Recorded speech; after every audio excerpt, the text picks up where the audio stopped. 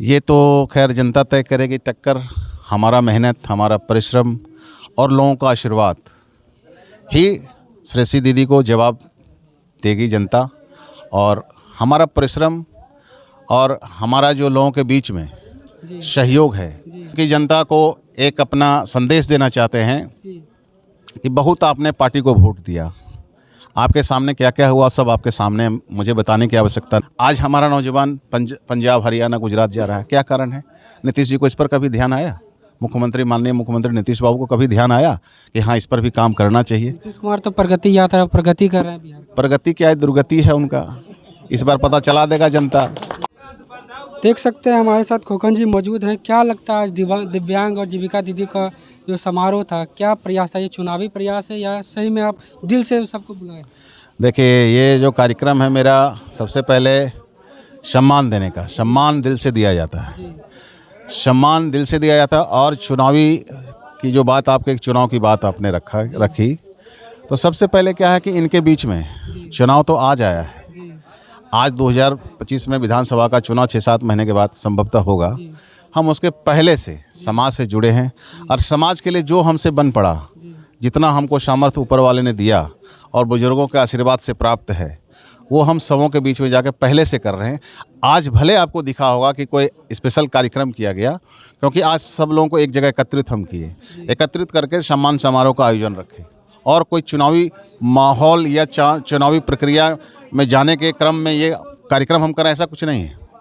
जम्मू में देखा जाता है कि कड़ाके का टक्कर जो श्रेयसी सिंह देती है, तो क्या लगता है इस बार टक्कर 2025 में निर्दलीय ग्रुप में आपको कितना समर्थन मिलने जा रहा है? ये तो खैर जनता तय करेगी टक्कर। हमारा मेहनत, हमारा परिश्रम और लोगों का आशीर्वाद ही श्रेयसी दीदी को जवाब देगी जनता। और हमारा परिश्रम और हमारा जो लोगों के बीच में सहयोग है, वो सहयोग उभर कर सामने आएगा। और 2025 श्रेयसी दीदी को बहुत महंगा पड़ने वाला है, ये आपको हम बता रहे हैं। क्या प्रयास लेके आएंगे जम्मू विधानसभा में जो लग रहा कि कमी है? अगर हम आएंगे, जनता हमको चुनेगी तो ये करना चाहिए। देखिए, जनता के बीच में सबसे बड़ी कमी क्या है? जो शोषित वंचित परिवार हैं गाँव में, जिनको आवास मिलना चाहिए। नल जल सरकार का योजना चल रहा है, लेकिन नल जल कहीं सक्सेस नहीं है, उन पर कोई उनको देखने वाला कोई नहीं है। तो जनप्रतिनिधि आप हैं, आपका फर्ज बनता है कि कहाँ आवास नहीं हुआ, किसके यहाँ नल जल नहीं है, कहाँ चापाकल सरकारी ख़राब है, उसको मरम्मत कराकर उसको पानी की व्यवस्था की जाए। इस सब पर कहाँ ध्यान है? तो हमारा ध्यान सबसे पहले जो शोषित वंचित परिवार हैं, जिनको आवश्यकता है जनप्रतिनिधि का वास्तविक में। कुछ लोग ऐसे हैं जो सामर्थ्यवान हैं, वो अपने से सब काम कर लेते हैं। उनको ब्लॉक का समस्या हो, थाना का समस्या हो, डीएम के यहाँ समस्या हो, एसपी के यहाँ समस्या हो, वो संभव है, वो कर लेते हैं अपने से। लेकिन जो लोग ब्लॉक नहीं आ सकते हैं, जो थाना नहीं आ सकते हैं, उनके लिए ही जनप्रतिनिधि को चुना जाता है। अपने भाषण में प्रयोग कर रहे थे कि रोजगार के बारे में कहीं ना कहीं आप चर्चा कर रहे थे।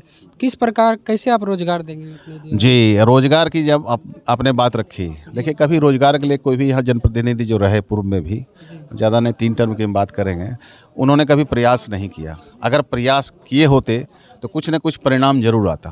कभी इस पर प्रयास नहीं। देखिए, नेता जीत के जाते हैं तो सबसे पहले समझते हैं कि मेरा काम है विकास में क्या जोड़ते हैं, सड़क, पुल, बिजली, स्कूल, अस्पताल। इसके अलावा उनके पास शब्द नहीं है। आप कितना भी सभा देखे हुए नेताओं का मुख्य तरह से बात वही रखते हैं कि आपके यहाँ ये सड़क नहीं बना, वो बना देंगे, आपके यहाँ अस्पताल नहीं, अस्पताल बना देंगे, आपके यहाँ स्कूल है, स्कूल बना देंगे। लेकिन जीवन पर्यंत, जब तक जीवन है, जब तक हम आप इंसान हैं और सांस है, तब तक ये चलते रहेगा। सड़क भी बनते रहेगा, स्कूल भी बनेगी और बिजली की आवश्यकता बढ़ेगी लोगों के बीच में। वैसे वैसे वो काम भी होते रहेगा। ये तो जीवनचर्या है। अगर इसको मान के देखिए, विकास में लोग इसको जोड़ते हैं, है विकास।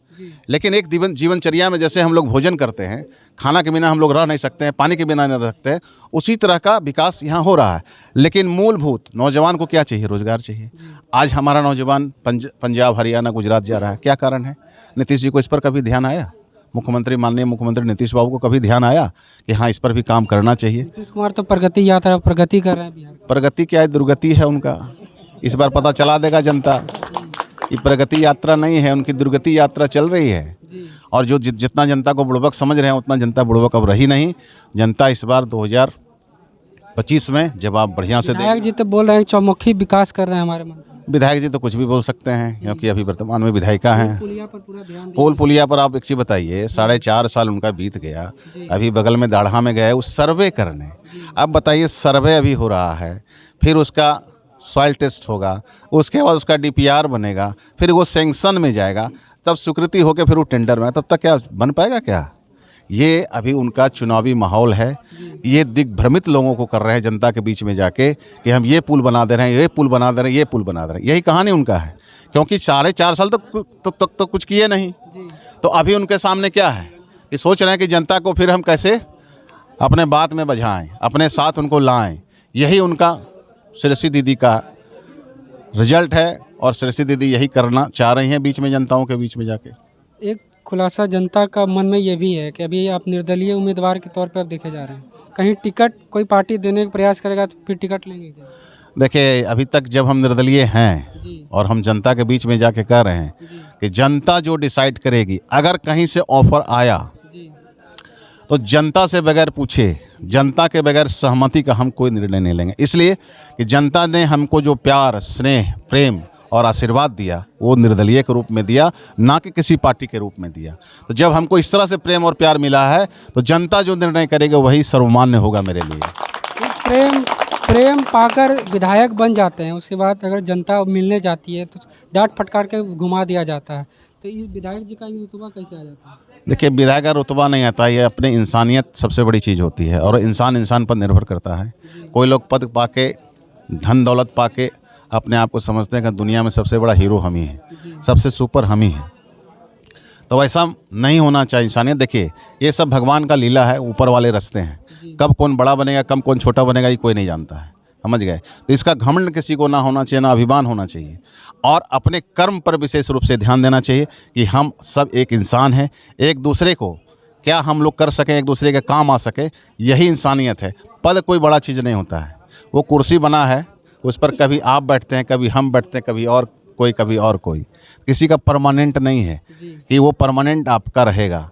तो इसलिए सबसे बड़ी महत्वपूर्ण चीज़ है इंसानियत। इंसानियत को पहचानिए और इंसान के दुख सुख में काम आइए, वही असली जनप्रतिनिधि है, वही असली नेता है, वही असली समाज सेवी है। जाते जाते एक सवाल है सर कि मेरे जनता जो विधानसभा के जम्मू की जनता देख रही, तो क्या बोलना चाहते हैं?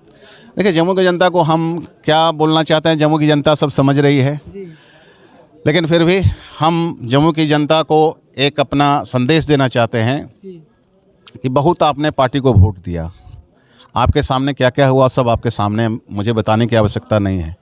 तो हम चाहेंगे कि एक बार अपने बेटा और भाई पर, निर्दलीय ही सही, आप एक बार भरोसा कीजिए। और हम 5 साल का समय मांग रहे हैं, ज़्यादा नहीं। अगर हम 5 साल में अगर कुछ नहीं कर पाए तो दोबारा आपसे आशीर्वाद और वोट मांगने नहीं आएंगे। ये मेरा वादा है और संकल्प है। मान से समझौता आज तक जीवन में नहीं किए हैं। अगर हमारे स्वाभिमान के खिलाफ किसी दल या पार्टी में भी टिकट दे के कि आप ले लीजिए और हम स्वाभिमान को बेच दीजिए, तो हम बेचने वाले इंसान नहीं हैं। हम निर्दलीय हैं तो निर्दलीय ही रहेंगे, और जो जनता कहेगी वही मानेंगे। आप सुन रहे थे अमरेंद्र जी और खोखन जी का साफ तौर पर इनका मानना था कि अगर हमको निर्दलीय जनता चुनेगी, निर्दलीय अगर पार्टी से अगर कोई हमको ऑफर आता है तो जनता से राय लेके पार्टी गठन करेंगे या पार्टी में शामिल होंगे, टिकट लेंगे। लेकिन जम्मू की जनता का आवाज़ बन के आए हैं। आज देख सकते हैं कि समारोह जो दिव्यांग और जीविका दीदी के लिए किए हैं, ये कहीं ना कहीं सराहनीय है। ये सब पहल सबको करना चाहिए, सीखना चाहिए। ऐसे प्रत्याशी बनने से पहले एक समाज सेवी बनिए, तभी ये प्रत्याशी बनने का लायक आपको समाज खड़ा करेगा। आप देख रहे थे ABS न्यूज़ नेटवर्क। जय हिंद, जय भारत।